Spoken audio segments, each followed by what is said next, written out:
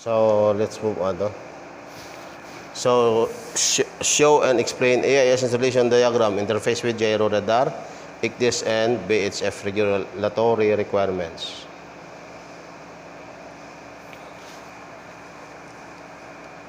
The ship may be within the reporting system but out of BHF range, and the coastal section, which are not required to fit a gyro compass, are unlikely to transmit heading displays such as radar, ICDIS, or which facilitates the task of the SAR craft, the search and rescue craft. No? So let us discuss the operation of the problems caused by the installation of the regulatory requirements for AIS MKD-based configuration and radar ICDIS configuration. So ano ni ang MKD?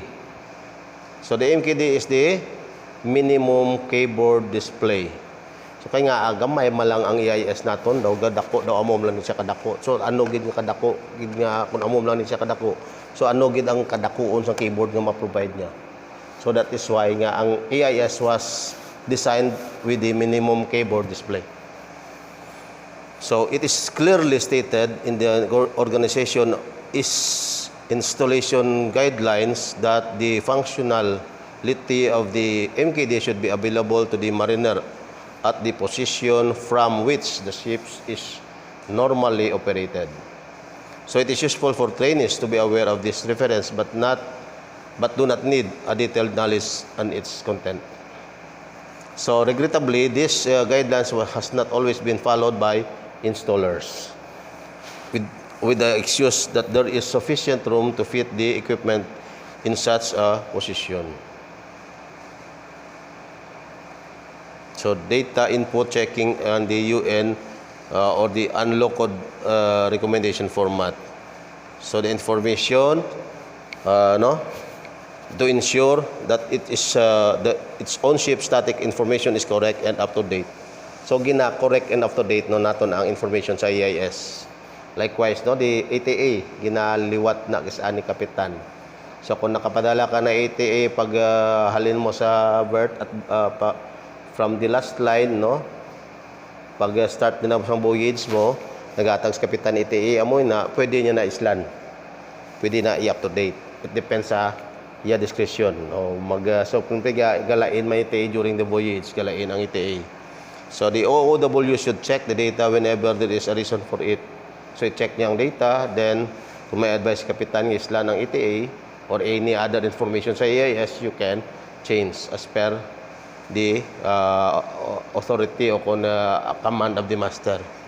So as a minimum, this should be done once per voyage or once per month, whichever is shorter. So the data may be changed only on the authority of the master. Si master lang no ang maka-change sang or maka-update sining AIS. So prioritize the use of safety and security related messages. So the objective is to make the trainee understand the objectives of AIS, how AIS work as a system, benefits and limitation of AIS.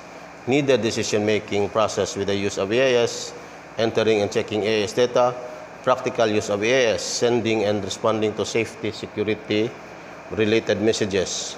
Finally, through the familiarization of the AIS on board. So, how can you familiarize this AIS on board? So, pwede nga from the other officers, i-familiarize mo, or ikaw mismo, ma-familiarize mo through saan? Paano? Manual. Kaya ang tanan equipment on board, especially the bridge equipment, may manual. Dito ka, familiarize mo para dali mo siya makalikot ang mga function niya. So, all, maskin tanan, radar, manada, ARPA, ICDIS, dira, may mga manual na siya. But then, this was designed as a friendly use magyapon. Discuss the show of the use of AIS in areas with the security or piracy implication. So as we have told before, nga ang AIS pwede mo i-off sa pirate-prone area. So the master has the discretion to switch off the AIS if he believes that it is used in the increase of the ship's vulnerability. So provide the naval forces with tracking information within the Gulf of Aden. Sa Gulf of Aden, dito damo na sila, dito pirate. Di na siya ang Gulf of Aden, no? Pasulod sa Mediterranean Sea from sa pinakababaw to sa Africa. No, sa puna po to sa Djibouti. Djibouti, oh. Dira na, pirate prone na nada, nag-start na ang Djibouti. So ang sa Gulf of Aden, kung mag-travel ka mo dila, mabaya may mga double pay na da. But then at the fraction of a day lang. Kung ano oras ko mo naagi da. So, to provide naval forces with tracking information within the Gulf of Aden, it is recommended that AIS transmission is left on but is restricted to identify position, course speed, navigational status, and safety related information outside the Gulf of Aden or in the other parts of the high-risk area. So then mostly ang high-risk area diri sa west coast of the Indian Ocean down to Africa. Dira sa parts ng Somalia, no? In between sang ano nga island, Maldives. Between the Maldives Island to the Africa. Dira by pirate prone area na da. High risk na. So gina-switch off namon ang AIS kung maagi dira. So the decision on AIS policy is again left to the master discretion. But current naval advice is to turn it off completely. Amo nang advice ang mga naval forces. So ano yung mga naval forces? They are the forces that provide ships, no? Security forces. So may ara kita nga naka-base sa banda sa Gulf of Aden, banda sa Fujairah. Then isa man nada of naval forces din ang naka-provide. So kung ang ship mo mag-agi diri ang barko mo gina convoy ka sang naval forces. Pero may bayad na sang company. Discuss the use of alarm and caution in the AIS. So ang AIS may alarm man sila. May alarma man na siya. So alarm indication signal, also called all ones because of the data and framing pattern, is a signal transmitted by the intermediate element of a multi-node transport circuit that is part of the concatenated telecommunication system to alert the receiving end of the circuit that a segment of the end-to-end link has failed at a logical or physical level. Even in the system it is indirectly connected to is still working. The AIS replaced the failed data following the higher order system in the concatenation to maintain its transmission framing integrity. So downstream intermediate elements of the transport circuit propagate the AIS onward the destination element. So AIS installation, base of receiver at direct disk receiver. So ang AIS station consists of base of transmitter. So ang base of transmitter, no, then the two base of receivers, one base FDSC, channel 70, standard marine electronic communication link, and a sensor system. Timing and positional information from the GLONASS, nga tawag nila, no, or the Global Navigational Satellite System, si GNSS ng tawag diriya, GNSS. So iba ni ginambal nga GLONASS, Global Navigational Satellite System. So amo man na yung GLONASS or the GNSS nagahatag sa information sa GPS.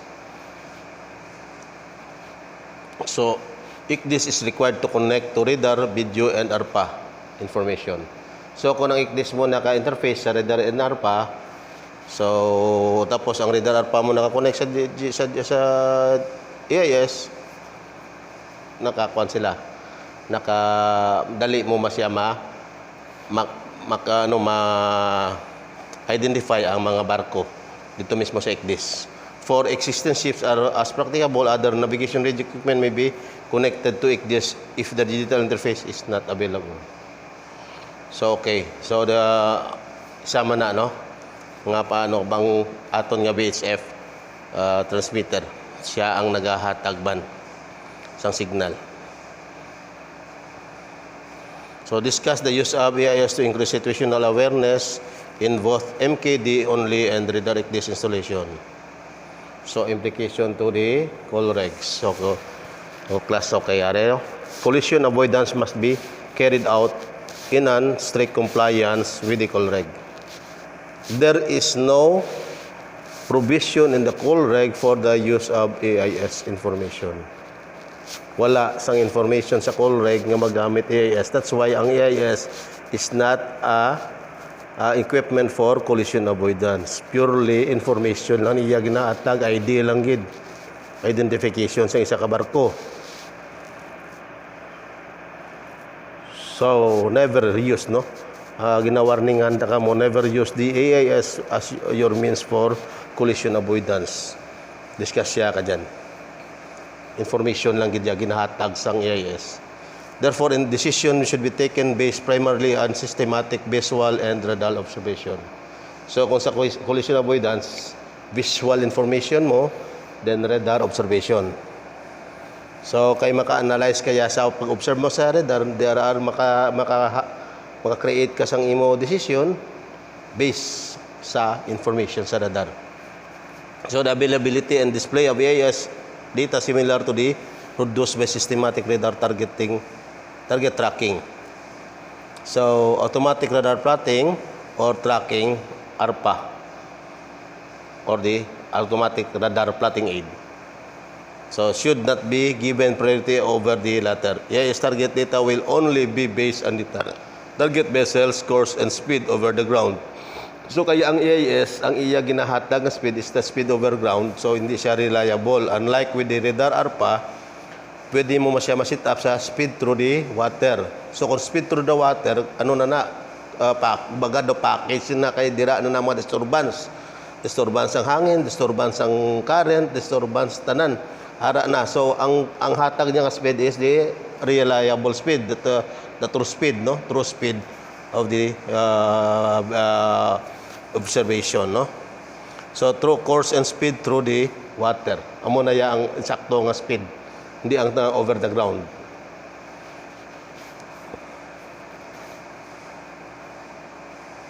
So, GNSS, no, is based a position calculation on the Earth's surface measuring the pseudo distance from a minimum 3 known position of satellites.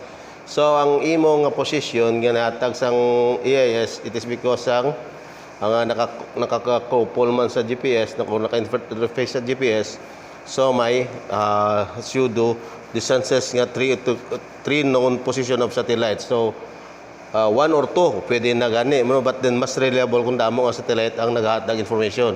A fourth satellite will allow altitude also to be calculated. Satellite navigation receivers reduce errors by using a signal combination from multiple satellite. So kung damo sila gahatag information, so mas accurate ang information. As well as different strategies to merge all those noise-affected data to provide estimation of position, time, UTC, and speed. So ini the same nagyapon ni sa na ano nyo sa nabuan nyo, no, sa equipments ang AIS navigation equipments, no. I-recall nyo to damo pagit ka mo ma-relay nga o makakuha nga ano. So tanawa bala, no, ang AIS kay tama lang gid na siya kagamay, no. So ano nga makuha mo gid matag nga kadako nga keyboard ibutang magigamay lang na siya. So that's why nga may minimum keyboard display siya nga ginalaw ginano sang provision sa IMO. So demonstrate the manual setting of original operating setting control panel. The control panel is a component of Microsoft Windows that provides the ability to view and change system settings. So it consists of a set of applets that include adding or removing hardware and software, controlling users' account, changing accessibility options, and accessing network setting. So don't you worry, no, sa activity 7 naton or the exercise 7 sa BOE, dira, no, how to operate the UAS or the EIS. So ara nabutang ko nato sa aton nga checklist sa BOE sa Google Form. May checklist na dito kung how to operate that EIS. Just follow, no, madali na to na ma-operate during our virtual laboratory on Thursday. Okay? So, let's stop dire, no? Then, padala ko lang sa inyo ang inyong activity. So, no need to have your activity answered in the piece of paper or any other picture images man da. No need. Kaya ano ko na ang inyong activity, encode ko na sa Google Form.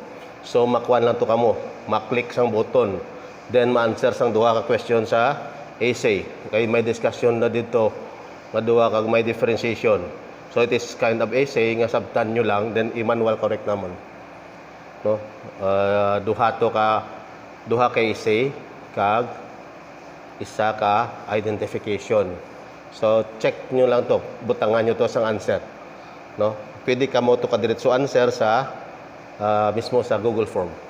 So no need to pass. Dito na lang sa Google Form kamo. Kaya i-provide ko kaninyo kada section nga dito na lang kamo masabat sang lesson 7.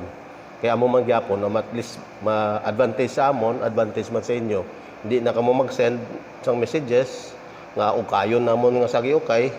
Then buksan na to namon ang Google Form, dira na inyo mga sabat, dira na inyo activities. Pabor sa amon maghimo grade sa final. Kay dasig guide na ang grading ang pag-submit ng grade sa finals, no? Okay, so thank you very much, no? Good luck. See you on our next virtual, no? Kung may chance nga mag-virtual we'll try to have our virtual discussion next week. Then on Thursday we will have our virtual laboratory. So thank you and good luck.